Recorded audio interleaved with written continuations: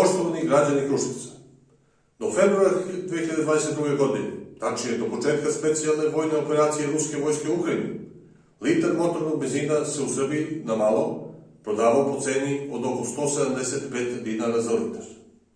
Ova cena je formirana na osnovu tadašnje cene sirove nafte od oko 80 američkih dolara za barel i deviznog kursa od oko 103 dinara za američki dolar.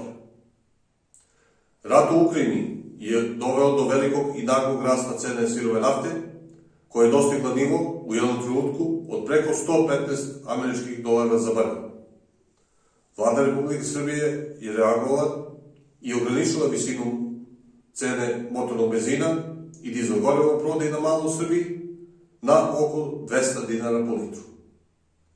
Danas cena barele sirove nafte se kreće oko 62 američka dolara za barel, a devizni kurs američkog dolara oko 105 dinara, mnogo manje nego 2022. godine.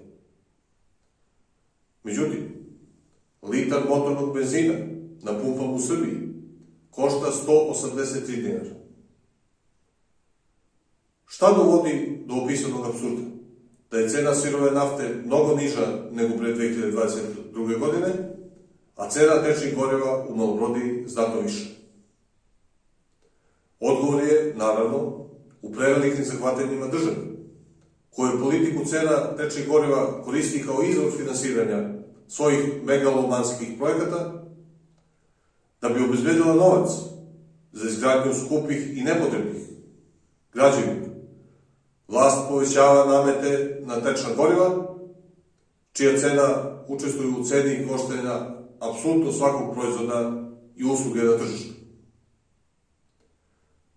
Predlažemo da danas, u vreme opadanja cene sirove nafte na svetskom tržištu, budu značajno smanjene i cene tečnih goriva u Srbiji.